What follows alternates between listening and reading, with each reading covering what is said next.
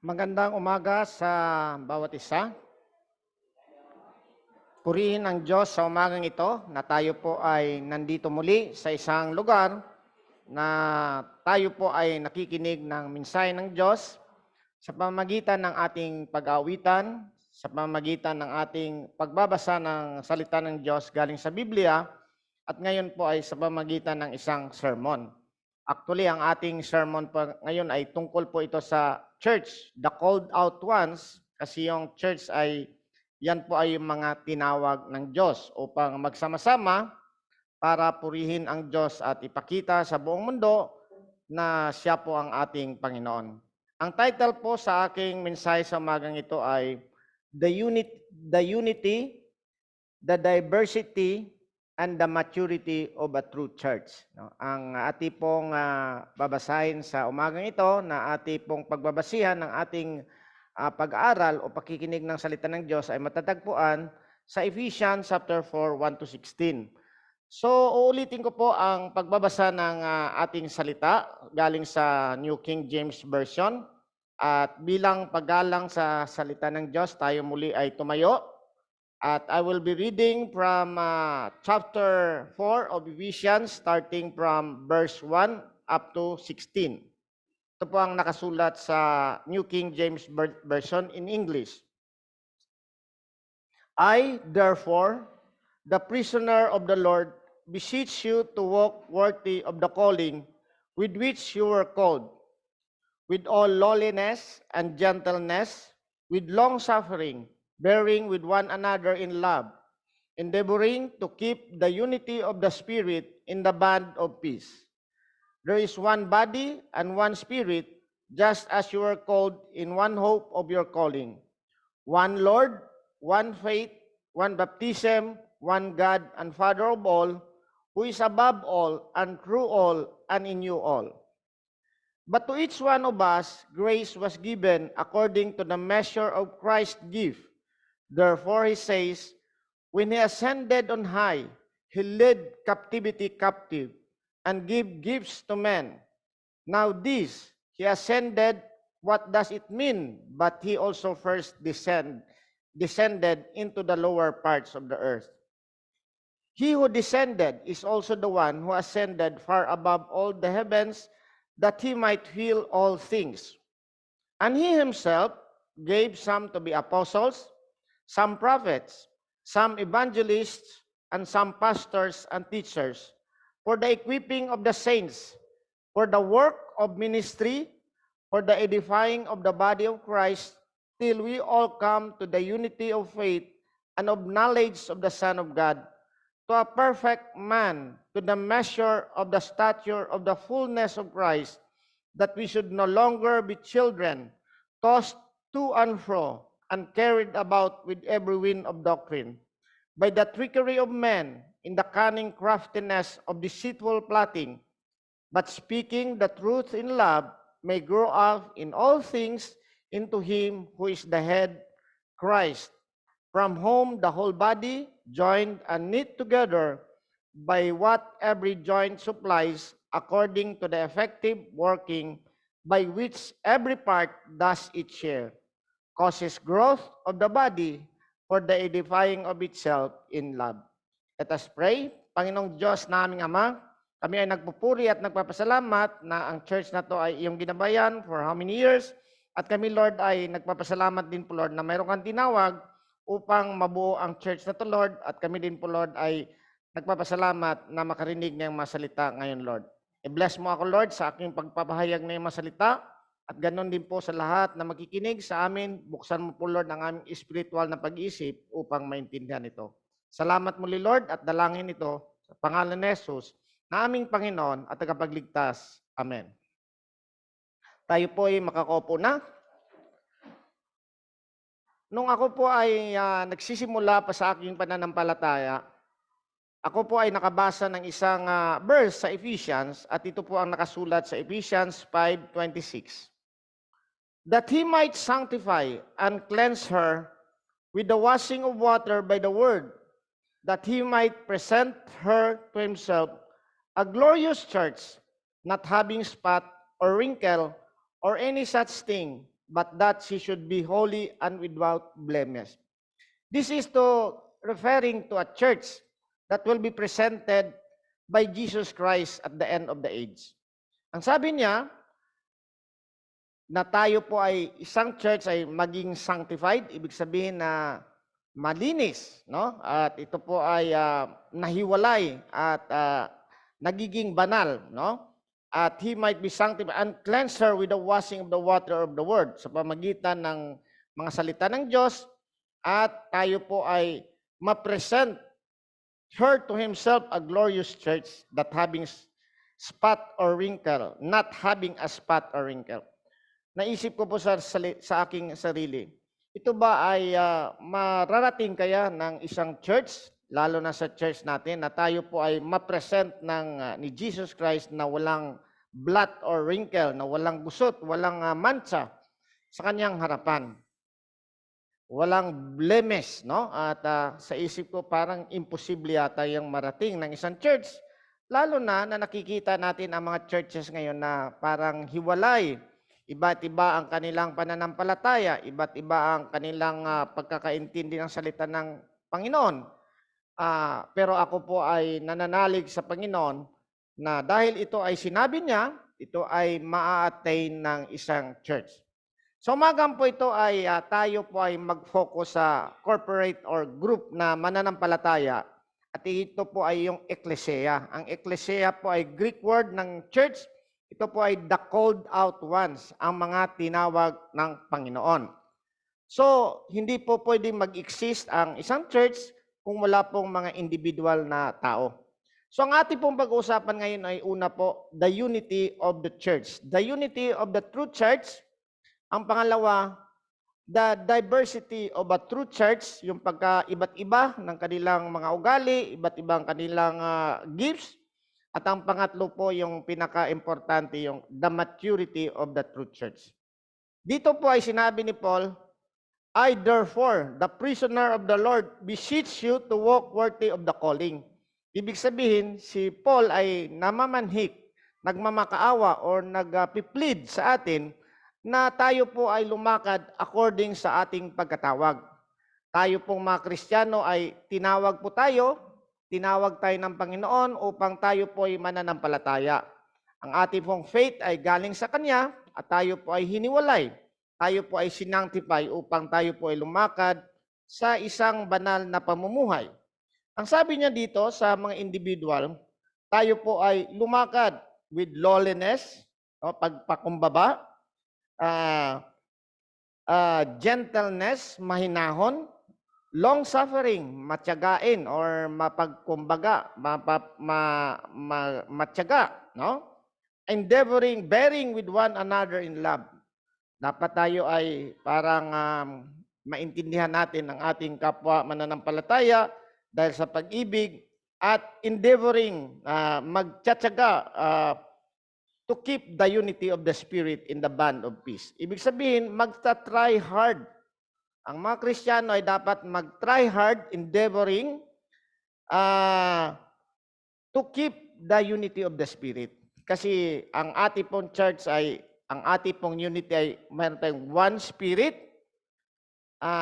one body, isang ating katawan, one Spirit, just as we were called in one hope of your calling. Ibig sabihin, ang ating pag-asa ay may buhay na walang hanggan. Of course, it is important na tayo po ay lumakad dito with the provision of God. Pero ang ating pag-asa talaga ay yung buhay na walang hanggan, kasi tayo po ay nananampalataya na tayo po ay dadalhin sa isang lugar sa heaven kung tayo po ay mamatay na or matapos na itong mundo na to, yung ating pag-asa. Although may pag-asa din tayo sa mundong ito dahil tayo ay gagabayan ng Panginoon, pero ang pag-asa talaga ng isang Kristiyano ay ang kabilang buhay, no? At dito po, one Lord, isang Panginoon, one faith, and one baptism. To one God and Father of all, who is above all, and through all, and in you all. Dapat makinggan natin, Ama, ang Christian church, ang local church, ay ito po ay isa lamang sa mga segment ng universal church. Dapat maintindihan natin na hindi tayo lamang ang isang tunay na church sa mundo at mayroon pong tinatawag na Universal Church. Ang Universal Church, yan po ay mga tao na tinawag, maski anong lahi sila, maski anong lugar, yan po ay kasako po ng Universal Church.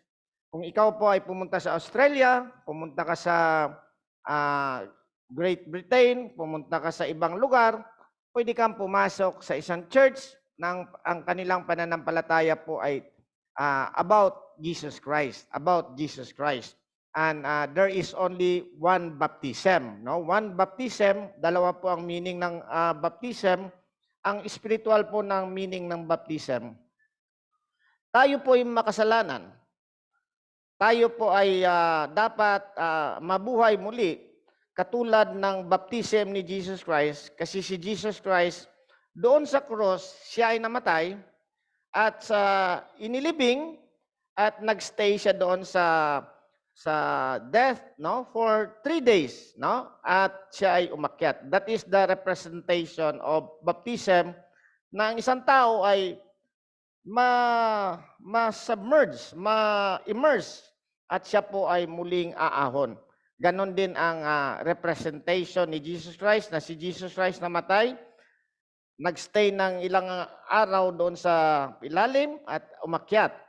Ganon din tayo, kung tayo po ay nakay Kristo. Ang ibig sabihin ng nakay Kristo, kung ang iyong espiritu po ay nakay Kristo, kung saan si Jesus Christ, nandoon ka po.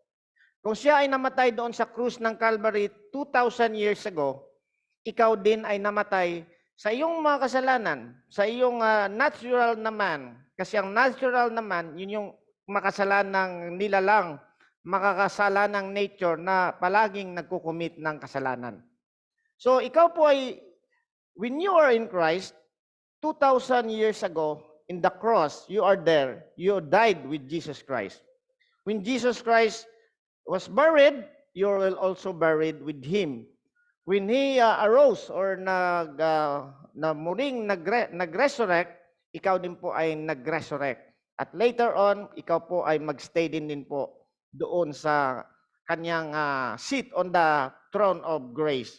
So, yan ang baptism talaga na dapat nating maintindihan, na we are born again. We died from our natural nature na makasalanan, at ngayon ay nalinis, namatay na tayo at muling nabuhay. That is a born again experience.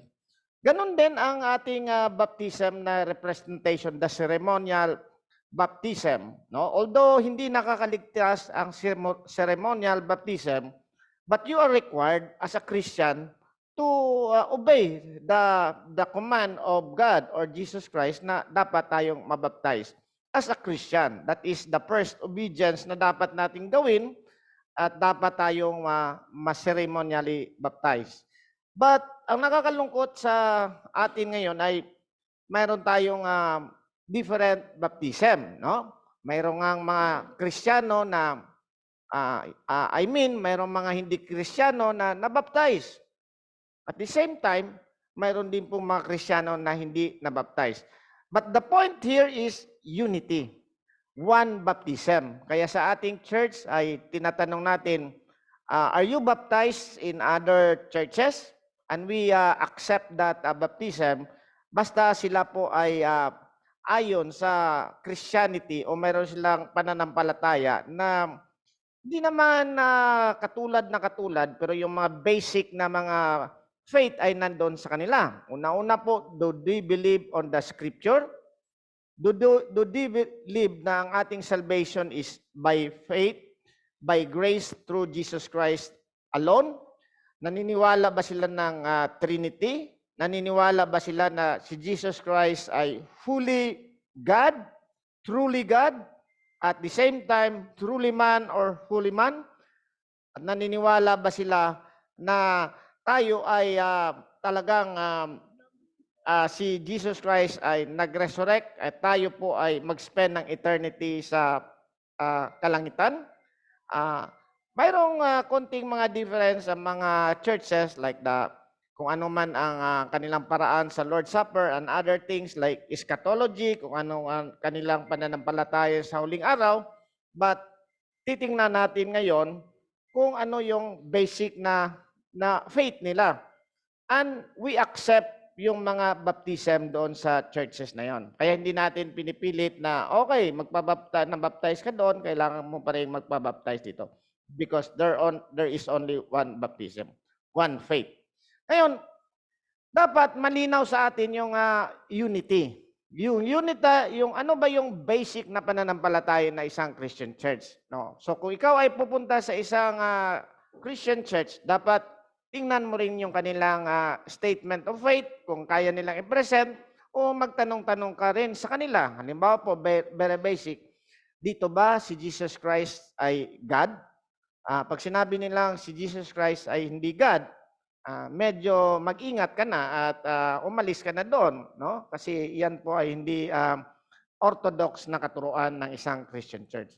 Another example na ang ating pananampalataya ay by faith alone, by grace alone, through Jesus Christ alone. But sabi ni Paul dito, mayroong diversity, no? Ang church ay mayroon silang unity, pero mayroon din silang diversity. Ano yung mga diversity nila? Mayroon silang different gifts. Ang mga tao na tinawag, mayroon silang different gifts. Sabi sa verse 7, but to each one of us, grace was given according to the measure of Christ's gift. Therefore, he says, when ascended on high, he led captivity captive and gave gifts to men. Ang verse 7 ay ang ating mga gifts ay iba't iba according to our faith. According to the gifts given by God to us, hindi pare-pareho tayo ng gifts. So, pwede nating tingnan ang mga gifts na mga verses na nandito, katulad ng 1 Corinthians chapter 12, sabi dito sa 1 Corinthians chapter 12, verse 4, there are diversities of gifts, but the same Spirit. No, isang Spirit lang, but diversity of gifts. There are difference of ministries, but the same Lord. And there are diversities of activities, but it is the same God who works all in all. But the manifestation of the Spirit is given to each one for the profit of all. For to one is given the word of wisdom through the Spirit. To another, the word of knowledge through the same Spirit. To another, faith by the same Spirit. To another, gifts of healing by the same Spirit. To another, the working of miracles. To another, prophecy. To another, discerning of spirits. To another, different kinds of tongues. To another, the interpretation of tongues. But one and the same Spirit works all these things, distributing to each one individually as He wills.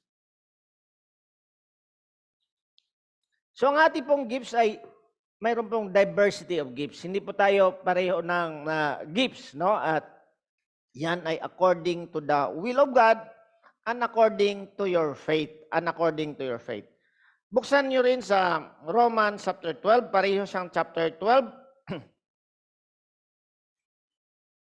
Sa verse 3 ng Romans chapter 12, for I say, through the grace given to me, another grace pa rin ang ano doon, pinaka-keyword, grace given to me, to everyone who is among you not to think of himself more highly than he ought to think, but to think soberly, as God has dealt to each one a measure of faith. Iba't iba ang ating pananampalataya at iba't iba ang ating gifts according to God's will.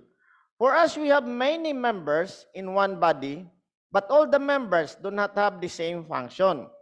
So we being many are one body in Christ, and individually members of one another.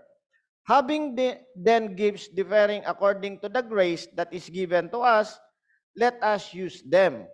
If prophecy, let us prophesy in proportion to our faith. Or ministry, let us use it in our ministering. He who teaches in teaching, he who exhorts in exhortation, he who gives with liberality, who he leads with diligence, he who show mercy with cheerfulness.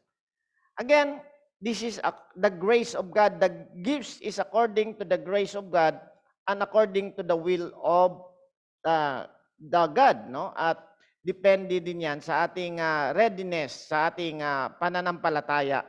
Iba-iba po ang ating gifts. Mayroon pong different kinds of gifts, no? Dapat ma-tackle natin ito. Mayroon pong transformation gifts or transition gifts, no? These are gifts given to the apostles, the 12 apostles including Paul, and the prophets, yung mga propeta talaga nung kapanahonan ni Jesus Christ, no? Ano yung mga gifts na to, no? Power to heal, perform miracles, cast out demons, validation that he is the man of God. Yung katulad ng poisonous snake na kumagat sa kamay ni Paul during dong sa campfire at akala ng mga tao siya ay mamamatay at sabi na kung ito ay talagang pinalampas lang ito nung kanilang sakuna doon sa mga storm pero hindi ito maayos na tao, mamamatay din ito dahil sa kagat ng snakes. But nung hindi namatay si Paul, nakita nila na talagang man of God si Paul, no? Another gifts ng transition gifts ay speaking in tongues and interpreting in tongues given to prophets. Kasi sa kanilang panahonan sa first century na mga tao, wala pa namang New Testament, no? Wala pang naisulat na New Testament. So they have to God should reveal to them the Word of God, and mayroon pong magsasalita doon, nagsasalita ng speaking in tongues, and somebody should interpret it. So, although we are not against na tayo po ay mananalangin for healing, talagang mayroon din tayong mga kapangyarihan, quote-unquote, na tama ba yung kapangyarihan? Yung ibig sabihin, mayroon din tayong prayers na sinasagot ng God for healing. But these are not healing na talagang naghahanap tayo ng mga dapat nating i-heal o naghahanap tayo ng mga na-exercise o i-exercise natin, na-possess ng mga demons. But mayroon ding pagkakataon na pwede kang gamitin yan. But hindi yan parang continuous, so hindi yan constant, no? And this differs from the discipleship gift and the foundation gift like administration, leadership, pagbibigay, giving, and faith. And even your faith is a gift of God yan. Kasi ang faith natin ay depende yan sa ating gifts yan eh. Mayroong ibang tao, napakataas ang kanilang faith, no? Napakataas ang kanilang faith na pag sila'y nananalangin, alam nila na talagang sasagutin, no? Si George Mueller, isang example yan ng napakalakas ang faith. Siya ay nagtayo ng orphanage, no? Hindi niya sinasabi na magsusulisit siya ng one-on-one, no? Kailangan lang niya na mayroon akong orphanage, hindi siya nagsusulisit doon sa mga tao directly. Alam ng mga tao na mayroon siyang orphanage, nagpe-pray siya at ang kanyang prayer ay sinasagot ng Panginoon. Napakalakas ang kanilang faith. Gift yan ng Panginoon. So kung malakas ang inyong faith, that is a gift of God. Mercy, maawain kayo.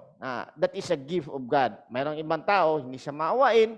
Mayroong tao, maawain. Mayroon ding gift of giving. Yung iba, madaling magbigay. Yung iba, mahirapan. Ipag-pray din natin yan. Mayroong iba, yung administration, leadership, wisdom, knowledge, teaching. Mayroong mga tao magaling magturo. Mayroong mga tao magaling mag-help, no? Mga gifts yan.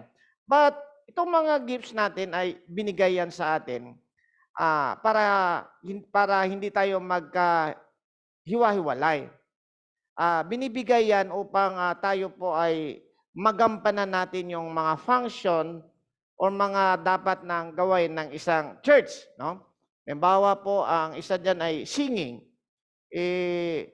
Bihira lang yung kumpleto na maawain siya, mapagbigay siya, magaling siyang magturo, magaling siyang mag-lead, magaling pa siyang umawit, lahat na lang ng kanya. Mayroon ding mga ganon, pero bihira lang yan. No? Or some degree, maliit lang yung kanyang gift doon sa some part na yan. So, kung mayroon kang gift of something, you have to use it according to the grace of God na ibinigay sa iyo. Ngayon, after maintindihan natin yung ano yung mga uniting facts, ano yung mga dapat tayong mag-unite, at mayroon malalaman natin yung mga diversified gifts natin, ang pinaka ano ni Paul dito, pinaka prayer na gustong ibigay ni Paul dito, yung magiging mature yung ating church, no? Sabi din na dito. Before that pala, paano binibigay ng Panginoon ng gifts? Ang gifts ay binibigay ni Jesus Christ yan. Kasi mayroong tradition sa Roman Empire na kung sila ay nananalo, kukunin nila yung mga spoil at saka mga booty. Yung mga spoils, ibig sabihin yung mga napanalunan nila sa kanilang giyera. Halimbawa, pag nanalo sila doon sa Old Testament ng giyera, meron silang mga baka, meron silang mga sheep, meron silang mga gold. Panalo nila yan sa kanilang kapanahunan. Hindi bawal sa kanila yan. Kaya nga nung tumakas ngayon yung pinakawalan na ng Parao yung sina Moses, sabi ng God, humingi kayo ng mga gold doon sa mga Egyptians at binigyan sila. Si Saul, nung kinakuha niya yung mga baka, pero ang utos nga sa kanya ng God noon, patayin. Pero akala ni Saul, pwede niyang gamitin yung mga baka and other things. But ang point dito, may napanalunan. At pag uwi mo doon sa iyong kampo, kailangan mong ibigay yung mga napanalunan mo. Habang ikaw ay dumadating sa kampo mo, ibibigay mo yung mga napanalunan mo. Mayroon bang controversial doon na sa Old Testament na paano yung mga naiwan dito sa kampo? Pareho lang ba ang ating ibibigay sa kanila? At na-resolve nila, pareho lang din. Kasi whether you're a warrior or the base, parang ng home base ka, ay pareho lang din ang iyong gifts. But this time, ito yung sinabi ng God, ni Jesus Christ. Si Jesus Christ ay galing yan sa taas, no? Siya ay bumaba doon sa mga kalaban, at ang kalaban niya, number one na kalaban niya ay death, no? At siya ay bumaba, natalo niya yung death. Ngayon, where is death? Wala nang ipagmayabang yung death sa kanya. At lalo na sa atin, kasi if you believe on the Lord Jesus Christ, na wala na yung death, no? The punishment of our sin ay nawala na yan. Dalawa kasi ang concept ng salvation eh. Dalawang concept ng salvation. Ang unang, saan tayo naliligtas? Naliligtas tayo sa punishment of our sins, no? And the wages of sin is death, and that is eternal death. Will spend eternity in hell if you will not believe on the Lord Jesus Christ. But when you are saved by the Lord Jesus Christ, you will not experience this punishment of death in the eternal life. Mayroon na tayong eternal life with the presence of God, not eternal life in the absence of God and spending eternity in hell. And we believe in that there is hell, and if you do not believe on the Lord Jesus Christ, you will spend eternity in hell. Number one, na we are saved.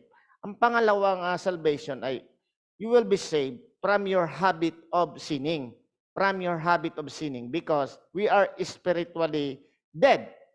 If you are spiritually dead, you cannot escape the corruption of this world. You cannot escape the power of sin na nakagapo sa iyo. Parang tanikalayan, maski gaano ka kagaling, you cannot escape the power of sin. You can only escape from the power of sin, you can only escape from the habit of sinning if you believe on the Lord Jesus Christ. Marami na pong nag-try na sabi na ako, kaya ko ito sa pamagitan ng aking kakayahan. Pero ang sabi ni Jesus Christ, unless you are born again, you cannot see the kingdom of God.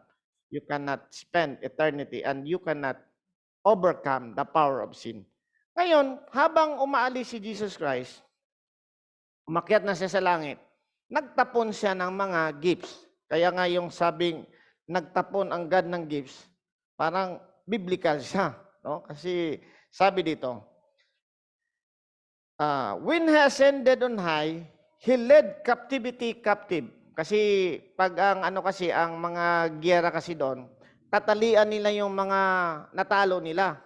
No? Hihilain nila yan. Minsan, kung anong kaparaanan, lalagyan nila ng tanikalayan, babandera nila yan pagpasok nila sa kanilang kampo. So he led captivity captive, no? And give gifts to men, no? Sabi, now he ascended, yung umakyat na. Bakit umakyat na? Kasi we believe that Jesus Christ nag-incarnate. Isa sa ating doktrina yan na Jesus Christ, the God na nagkatawang tao. Bumaba siya dito sa lupa at nung after natapos niya ang kanyang mission, umakyat siya. At nung umakyat siya, nagbibigay siya ng mga gifts. Ano yung mga gifts na binigay niya? He gave himself some to be apostles. No? Apostles, some prophets, some evangelists, some pastors and teachers.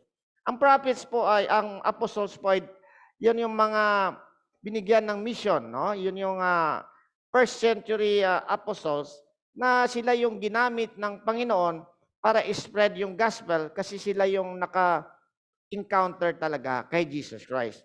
Ang mga prophets, yun yung mag-interpret ng mga salita ng Diyos. Yun yung magsasabing ito yung sinabi ng Panginoon sa kanila at isi-spread nila yan doon sa mga tao. Kaya nga mayroong mga speaking in tongues, kailangan i-interpret yan sa kapanahunan nila para maintindihan ng mga churches.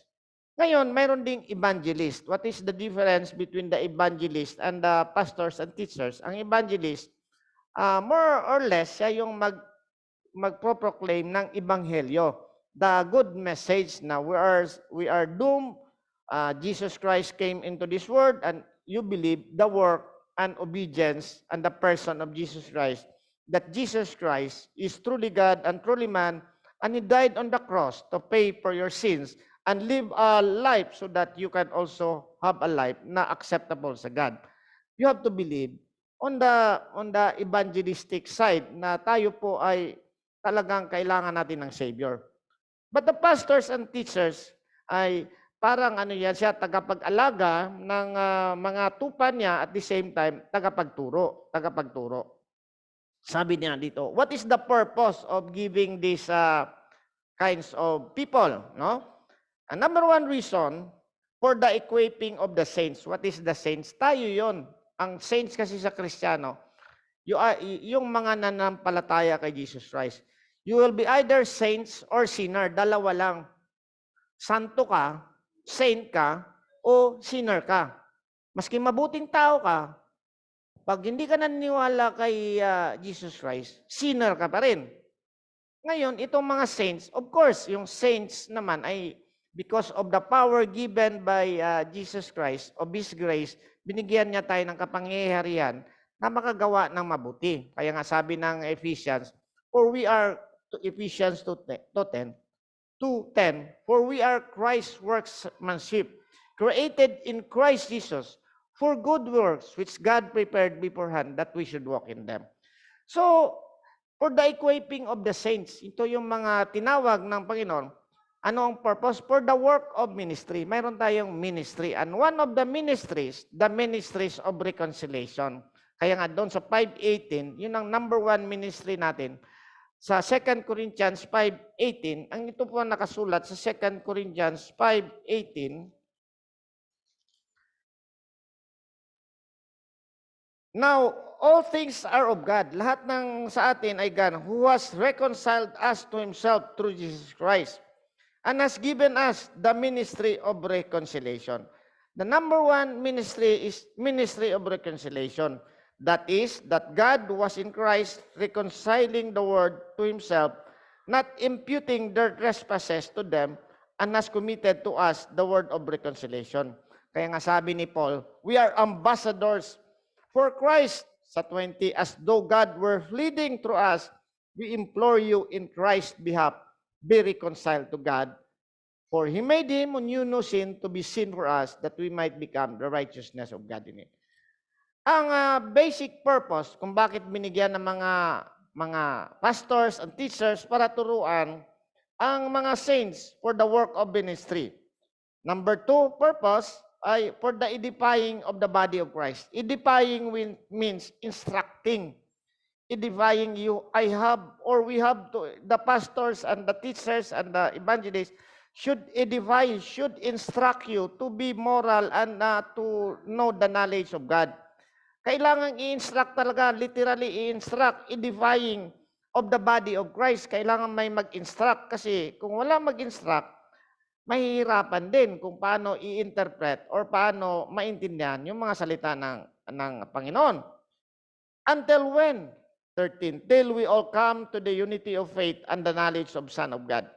Ito yung parang pinaka-iniisip ko na gusto kong i-inculcate sa church na to, na until we all have the unity of faith, should have the same faith.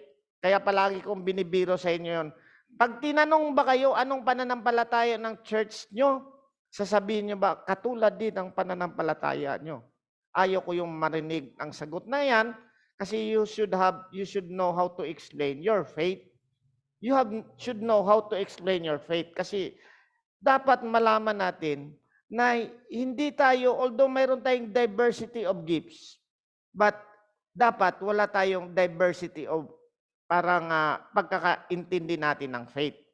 Ang ating faith ay dapat maintindihan natin na we are saved by the power of God na ibinigay sa atin upang makatakas tayo sa ating pagkakahabit of sinning. Kaya nga, paragi nating sinasabi, dapat sumusunod din tayo sa mga batas. Hindi tayo sabi natin, kami ay ligtas na kami by grace.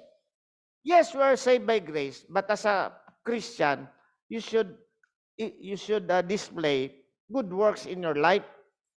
Hindi yung pwedeng, yung taga Masters Black Christian Church yan, ligtas na yan pero hindi sila gumagawa ng maayos sa paningin ng mga tao at lalo na sa paningin ng God. No? But pagdating naman sa pagpipiliin tayo kung anong mas mabuti, paningin ng God o paningin ng tao, pinag-uusapan natin yan noon na we should be spiritually correct rather than politically correct. Dapat maintindihan natin yan kasi mayroon pong mga church ngayon na they prefer na politically correct sila, but acceptable sila.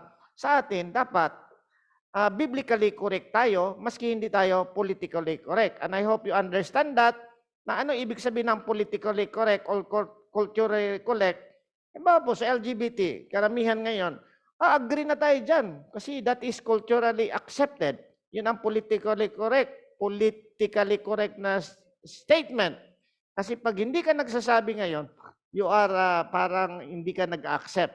But titingnan natin ano yung ating pananampalataya. At sinabi nga natin last time na you should be biblically correct. And we should not agree with that. Halimbawa, abortion. Hindi tayo pwedeng mag-abort ng baby. No? Kailangan natin maintindihan yan. Although magbabago yung ating kultura, kailangan natin maintindihan. Ngayon, to the unity of faith, pareho-pareho tayo dyan. Kaya paglabas natin, pare-pareho tayo ng pananampalataya. And I hope you understand that na dapat tayong pare-pareho ng pananampalataya kasi we spent already about 30 years doing that to inculcate yung mga faith natin, kung ano yung ating pananampalataya, iniisa-isa na natin yan. Dapat pare-pareho na tayo. Number 2, to the knowledge of the Son of God. Dapat isa yung ating pagkakilala kay Kristo. At I do not want, pwede kong sabihin na, pag tinanong ba kayo si Jesus Christ ba ay God? Anong sagot nyo? God. Tinanong kayo si Jesus Christ ba ay man? Anong sagot nyo? Man. Jesus Christ is truly man and truly God. At Jesus Christ died on the cross to pay for my sin and He lived a perfect life at nag-bodily resurrect. Ibig sabihin, hindi moro-moro yung resurrection ni Jesus Christ. Bodily resurrect. Kaya mayroon tayong the death, burial, resurrection as ascension of Jesus Christ. At isang araw, siya ay babalik para kunin tayo at mag-spend tayo ng eternity. Ngayon, ang sabi dito, to the perfect man, no? To the perfect man. Dapat tayo po ay perfect din tayo na although mag-strive tayo, perfect man tayo. To the measure of the stature of the fullness of man. To the measure of the stature. Parang tama yung ating height, tama yung ating standard ng fullness of Christ, no? Fullness of Christ. Pag sinabi mo si Jesus Christ ba ay may limitation? Si Jesus Christ ay God yan siya and mayroon siyang attribute ng man. Kasi baka malito tayo doon, hindi yan truly God si Jesus Christ. 80% God lang, no? Lalo na sa hinubad. Mahirap yan. Parang ang understanding natin. Jesus Christ, the fullness of God is in Jesus Christ. Colossians 2:9, the fullness of Jesus Christ, nandun yun. Ngunit, na-limit lang sa ating pananaw because tayo ay hindi natin makuha talaga yung pinaka-dimension ng God. Na-limit lang si Jesus Christ doon sa kanyang in bodily form. So sabi sa Colossians 2:9, sabi dito sa Colossians 2:9,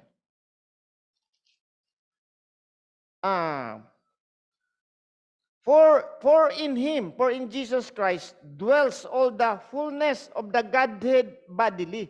Bodily nga na.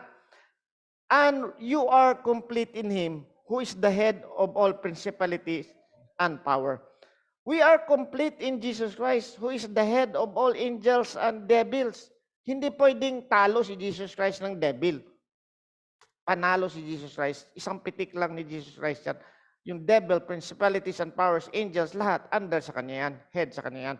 So hindi tayo natalo yata yung Bakit natalo yung bakit natalo yung binoto nyo?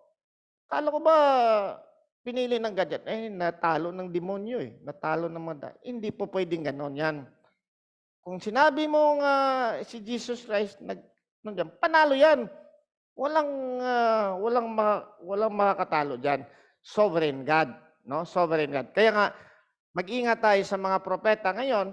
Pag sinabi lang 50% lang ang kanilang rate of success ay false prophet yan. Dapat 100%. Ngayon, kailangan natin maintindihan ito that ano yung mga indicators? Malapit na tayo. Ano yung mga indicators na tayo po ay mature? Number 1,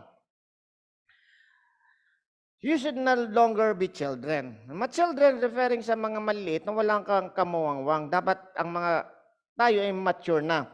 Ano yung maging mature? We should no longer be children tossed to and fro and carried about with every wind of doctrine. Dapat hindi tayo parang isang bangka na papel na tinatangay ng mga alon. Hindi tayo kaya nga mayroon the gospel of peace, no? The gospel na talagang yung shoes ang shoes kasi doon, yung sa mga armor of God, naka-planted yung ating shoes. Hindi tayo, mayroon tayong gospel of peace. Hindi tayo, mawawala ba yung aking kaligtasan o hindi? Dapat, naka-plant yung ating shoes doon.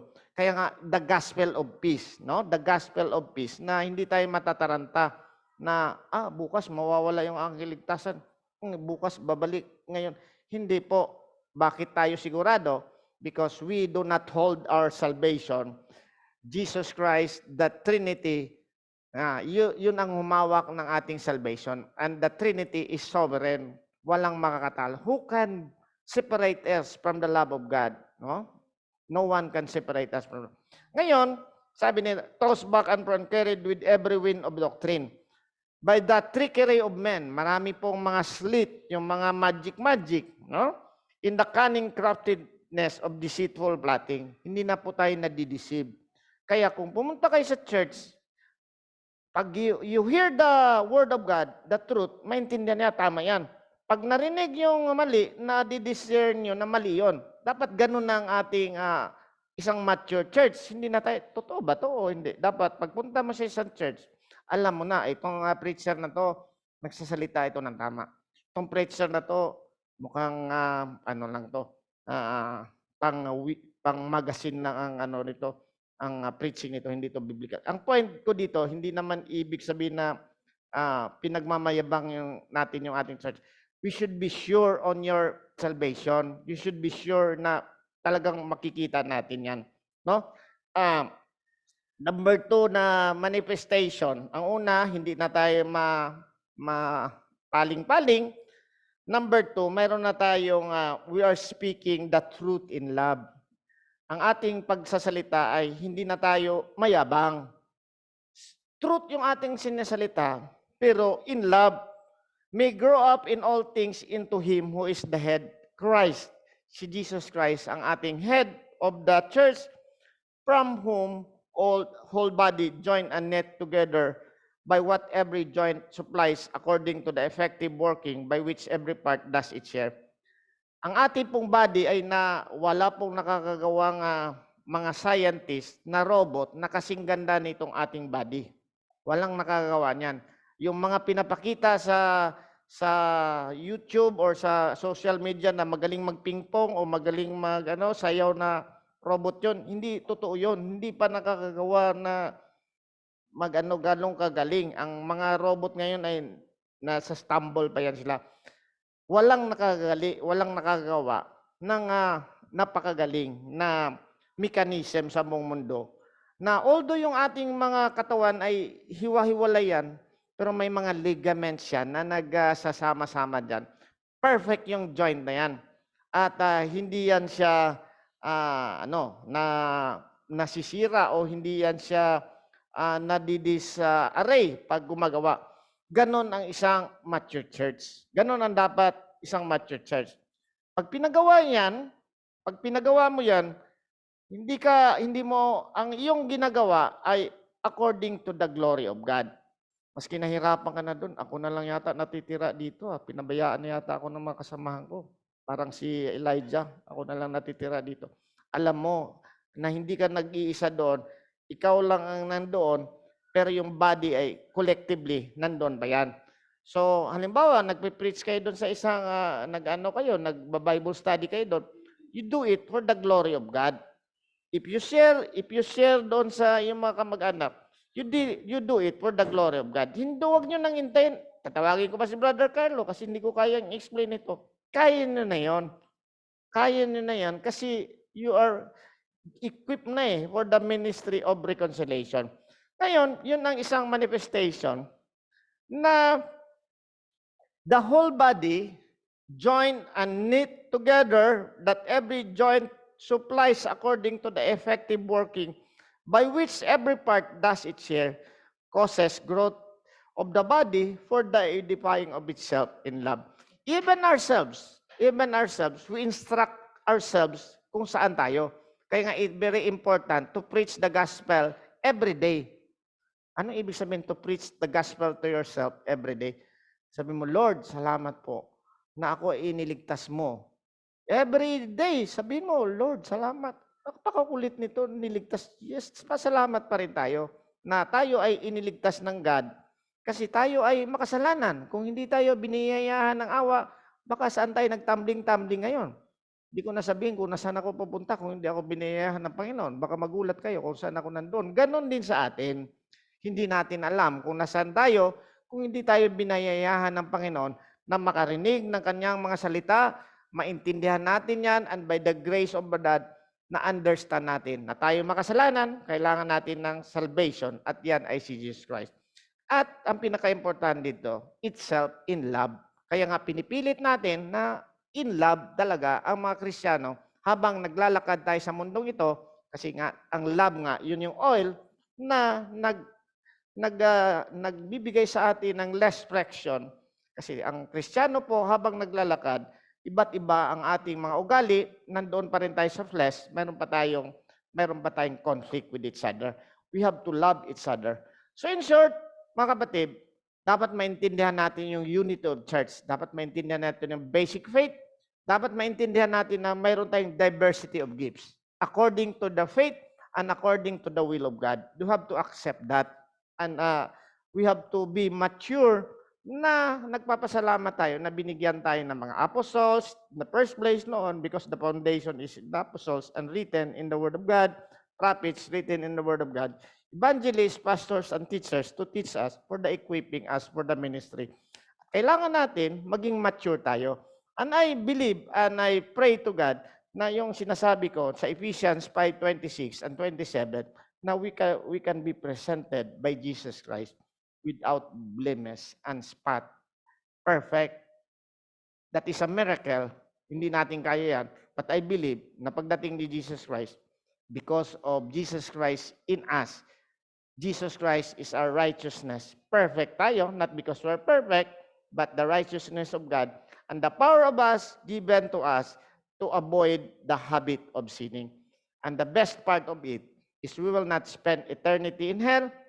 We will spend eternity with God together with us and hope nandoon tayo lahat at tayo po ay magpapasalamat sa Panginoon. Sabi nga ni Paul, believe on the Lord Jesus Christ and you will be saved, you and your household. Let us all stand up and let us pray. Panginoong Diyos na aming Ama, muli kaming nagpapasalamat, Lord, although hindi namin ito kaya sa aming sariling katalinuhan, ngunit sa banal na Espiritu na magpapaliwanag sa amin. I-bless mo ang bawat isa na ma-open po ang aming mga spiritual na understanding, kasi sabi mo nga, the natural mind cannot discern all these things, but only when God open our mind and spiritual things. Bless mo ang church na to, maging mature at sa iyong pagbabalik ay mag-glorify ka po sa mga buhay. Thank you, Lord, at we ask this in the name of our Lord Jesus Christ. Amen.